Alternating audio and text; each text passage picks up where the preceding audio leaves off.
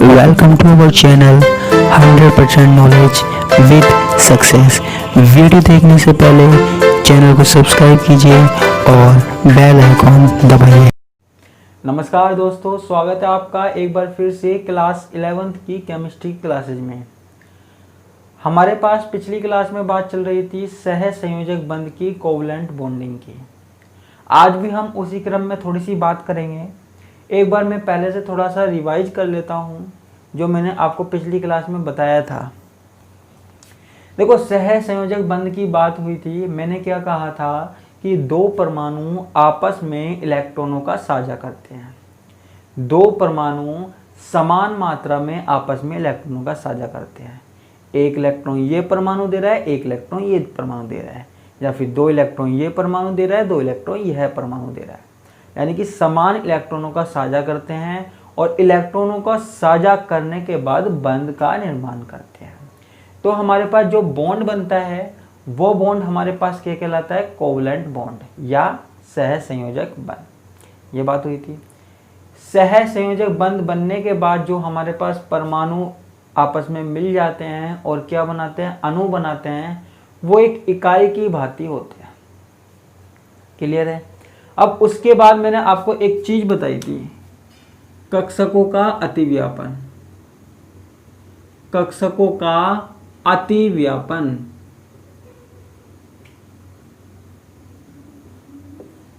ठीक है, देखो आपको आगे कक्षकों के बारे में भी पढ़ना है जब हम आवर्त सारणी की बात करेंगे, लेकिन आपको कक्षकों के बारे में पता होना चाहिए। कक्षक आपके पास कौन कौन से होते हैं ऑर्बिटल? एक तो होता है एस, ठीक है, एक होता है पी, एक होता है हमारे पास डी और एक होता है एफ, जिसकी आकृति जल्दी से हमारे पास बोर्ड पे नहीं बनाई जा सकती। ठीक है, तो आप अभी तो इनकी आकृति याद रख लो। एस कैसा होता है? गोलाकार होता है। पी कैसा होता है? डंबलकार होता है। डंबल होते हैं ना, जिम गए होगे, ऐसे उठाते हैं जिम में, डंबल की आकृति ऐसी होती है ना, तो वो पी कक्षक डंबलाकार।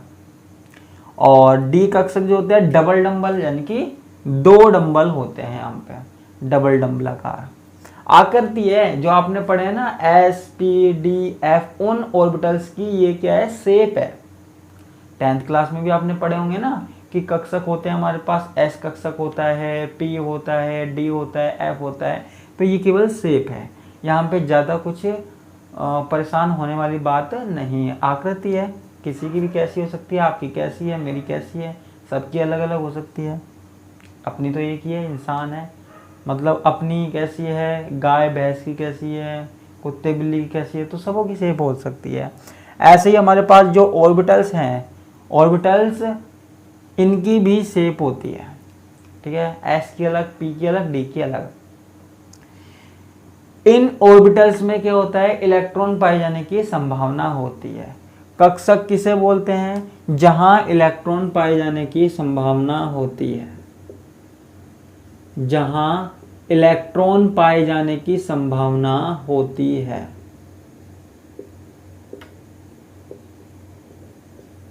लिख भी देता हूं मैं। ठीक है, अभी तो आप इन तीन ऑर्बिटल्स के बारे में देख लीजिए, एस पी और डी। ठीक है, तो ये जो ऑर्बिटल्स है ना, वो आपस में क्या कर लेते हैं? अतिव्यापन कर लेते हैं, ओवरलैपिंग कर लेते हैं। ठीक है, कैसे? जैसे हमारे पास हाइड्रोजन है, हाइड्रोजन है, हाइड्रोजन किससे मिलके बना हुआ है? H2 अणु किससे बना हुआ है? दो हाइड्रोजनों से मिलके बना हुआ है। H2 किससे बना हुआ है? दो हाइड्रोजन से। इनका इलेक्ट्रॉनिक विन्यास क्या होता है? 1s1 होता है। इसका कितना होता है? 1s1 होता है। दोनों का 1s1 होता है ना इलेक्ट्रॉनिक विन्यास। ये तो पता होगा क्या होता है, आगे हम बात करेंगे डिटेल में। अब देखो, हाइड्रोजन का जो s कक्षक है और दूसरे हाइड्रोजन का s कक्षक है, आपस में क्या कर लेते हैं? अतिव्यापन कर लेते हैं। आपस में क्या कर लेते हैं? अतिव्यापन कर लेते हैं। और ये अतिव्यापन करने के बाद क्या बना रहे हैं हमारे पास? Covalent bond. कोवलेंट बॉन्ड बना रहे हैं, सहसंयोजक बंध बना रहे हैं।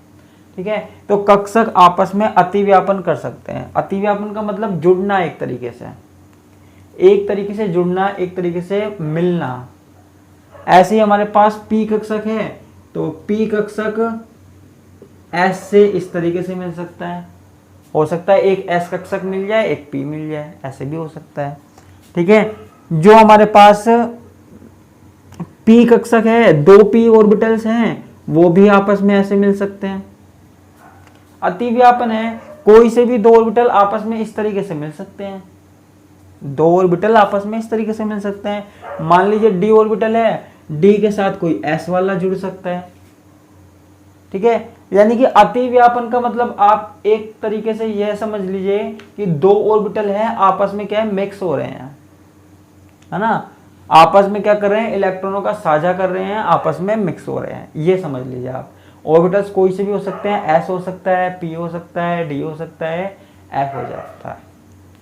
ठीक है, तो हमारे पास ये हो जाता है कक्षकों का अतिव्यापन। ये ऑर्बिटल्स के बारे में आपको पता होगा, और नहीं पता है तो मुझे बताना, मैं आपको अलग से क्लास ऑर्बिटल्स के लिए लगा दूंगा। ठीक है बच्चों, आगे बढ़ते हैं। देखो, मैं हर क्लास में आपसे कहता हूँ और इस क्लास में भी आपसे कह रहा हूँ कि किसी भी टॉपिक को मिस मत करना। एक वर्ड भी समझ में नहीं आया ना तो मुझे बता देना, क्योंकि वो एक वर्ड भी छूटा ना तो आपका बेस कमज़ोर रह जाएगा। इसलिए मुझे एक एक चीज़ के बारे में बिल्कुल बता देना है, और वैसे भी आप बता दिया करो कि कहाँ पे क्या कमी रह गई है। मुझे आपके फीडबैक का वेट रहता है।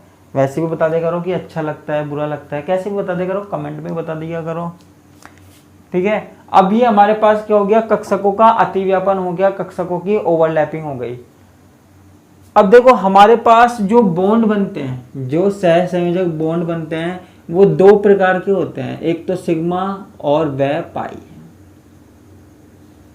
जब हमारे पास 2 परमाणु आपस में इलेक्ट्रॉनों का साझा करते हैं तो 2 प्रकार के बंधों का निर्माण होता है। आप कहोगे कौन कौन से, तो एक तो है सिग्मा और एक है पाई। एक तो क्या है, सिग्मा, और एक क्या है, पाई। ठीक है, 2 प्रकार के बंध का निर्माण होता है। अब आप कहोगे सर सिग्मा कौन सा होता है, पाई कौन सा होता है, हमको कैसे पता लगेगा।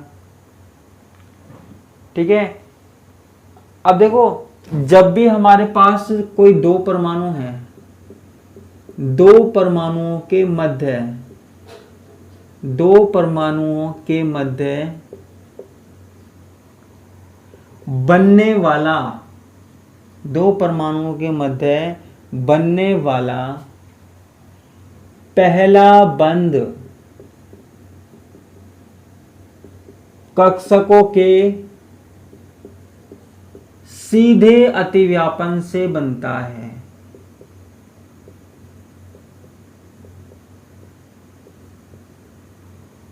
सीधे अतिव्यापन से बनता है।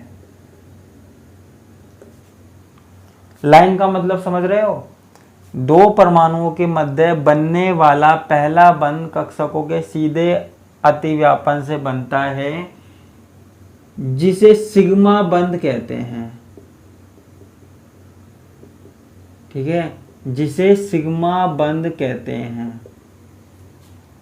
यानी कि कोई भी 2 परमाणु हैं, कोई भी 2 परमाणु हैं, जैसे कार्बन हाइड्रोजन है, इनके बीच में बंध जो बनता है पहला, वो होगा सिग्मा बंध होगा, सिग्मा बंध होगा। या फिर हमारे पास कार्बन कार्बन है, इनके बीच में जो पहला बॉन्ड होगा वो सिग्मा बंध होगा। वो कैसा होगा, सिग्मा बंध होगा। ठीक है, याद रखना, जो भी पहला बॉन्ड होगा, कोई से भी परमाणु है आवर्त सारणी में, इतने सारे परमाणु हैं, कोई सा भी परमाणु उठा लो, किसी के भी साथ बंध बनवा लो, लेकिन जो पहला बॉन्ड बनेगा ना उसको हम हमेशा सिग्मा बोलेंगे। ठीक है, हमेशा क्या बोलेंगे, सिग्मा बोलेंगे। ठीक है, देखो जो सिग्मा बॉन्ड होता है ना, सिग्मा बॉन्ड होता है, उसमें कक्षकों का अतिव्यापन कुछ इस तरीके से होता है। अगर हम पी कक्षकों की बात करें तो कुछ इस तरीके से अतिव्यापन होता है। यानी कि जैसे 2 डंबल है, 2 डंबल है, तो इस तरीके से आमने सामने से अतिव्यापन करवाते हैं। ठीक है, ऐसे आमने सामने से हम क्या करवाते हैं, ओवरलैपिंग करवाते हैं। जब भी हमारे पास सिग्मा बंध की बात आती है तो ध्यान रखना बच्चों, जो हमारे पास दो डंबल है पी कक्षक के, उनको इस तरीके से अतिव्यापित करवाते हैं, इस तरीके से अतिव्यापित करवाते हैं ऐसे, ठीक है। और पहला जो बंद होता है वो होता है सिग्मा। अब आप कहेंगे सर सिग्मा बंद ऐसा होता है तो पाई बंद कब होगा? देखो पाई बंद के लिए कुछ ज्यादा कोई बड़ी बात नहीं है, पहला बंद सिग्मा है और दूसरा अगर कोई बंद बनता है, दूसरा कोई अगर बॉन्ड बनता है तो वो पाई होगा, दूसरा बंद अगर बनता है तो वो पाई होगा।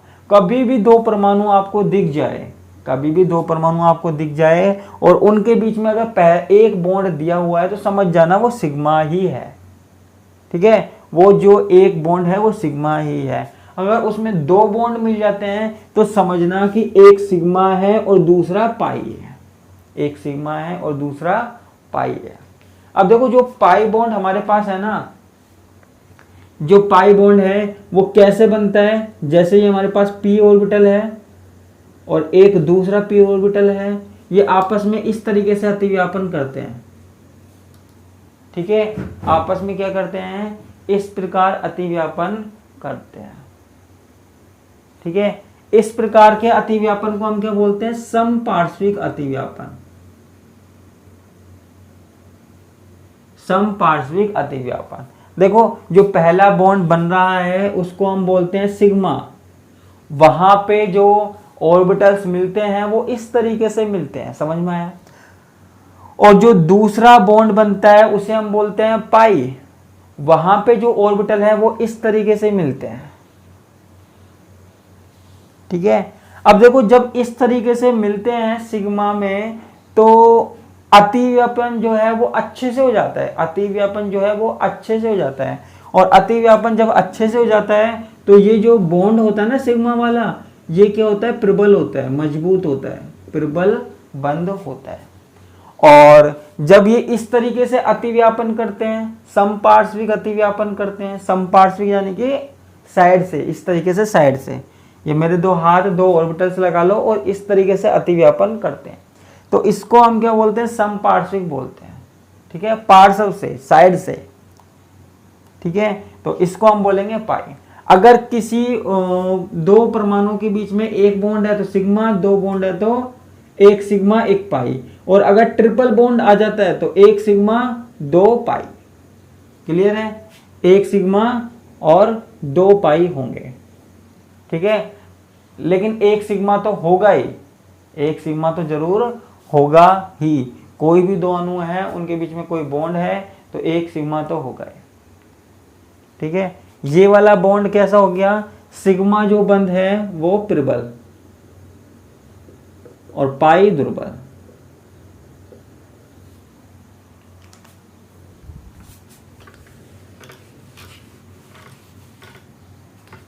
ठीक है। तो ये हमारे पास किसकी बात हो गई? सिग्मा बंध की बात हो गई। अब पार्श्विक बंध की परिभाषा लिख देते हैं। दो परमाणुओं के मध्य, दो परमाणुओं के मध्य जब दूसरा बंध बनता है, जब दूसरा बंध बनता है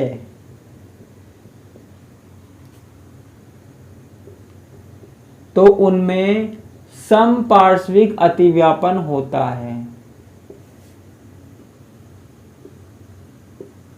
बनता है तो कक्षकों में, उनमें क्या? कक्षकों में लिखो ना, कक्षकों में समपार्श्विक अतिव्यापन होता है।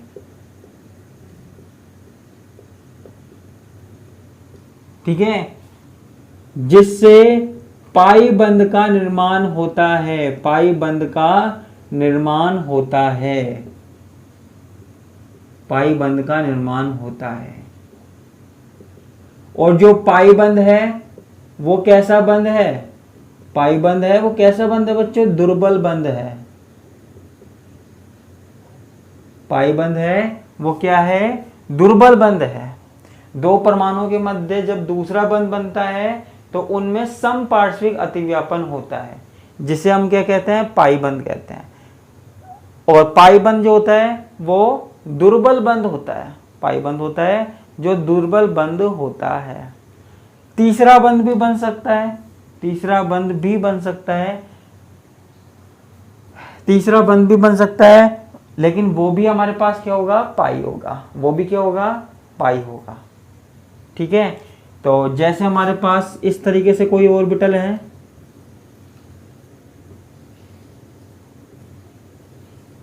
जैसे मान लीजिए ये डी ऑर्बिटल है या फिर पी ऑर्बिटल है, तो हमारे पास देखो पहला जो बॉन्ड है वो तो इस तरीके से बनेगा, ये देखो ये एक डंबल और ये दो डंबल आमने सामने से अतिव्यापन होगा। ठीक है, तो इसको हम बोलेंगे सिग्मा, और उसके बाद ये आपस में कैसे इस तरीके से बंध बनाएंगे, तो इसको हम क्या बोलते हैं, पाई। ठीक है, आमने सामने से होगा तो सिग्मा, और समपार्श्विक होगा तो पाई अतिव्यापन होगा। ठीक है बच्चों, अब देखो इसमें थोड़ी सी और एक्स्ट्रा बात करते हैं हम।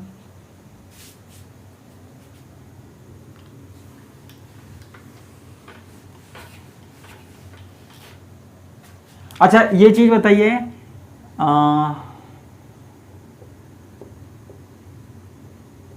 इसमें कितने सिग्मा बंध हैं, इसमें कितने सिग्मा बंध है, 1 2 3 4, 4 सिग्मा बंध हैं। ठीक है, अच्छा इसमें बताइए CH3, ठीक है, ओपन करके देख लो इसको, कार्बन से कितने हाइड्रोजन जुड़े हुए हैं, 3 हाइड्रोजन जुड़े हुए हैं। ठीक है, इस वाले कार्बन से भी 3 हाइड्रोजन, इसको ओपन करके ऐसे लिख सकते हैं, आपको पता है। तो कितने सिग्मा बॉन्ड हो गए, sigma sigma sigma sigma sigma sigma sigma. ठीक है, तो कितने सिग्मा बॉन्ड हो गए, 1 2 3 4 5 6 7, 7 सिग्मा बॉन्ड हो गए।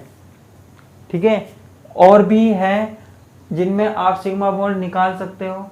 देखो आप जैसे हमारे पास है CH3OH, ठीक है, इसमें कितने सिग्मा बॉन्ड हैं और कितने पाई बॉन्ड हैं वो आपको बताने हैं।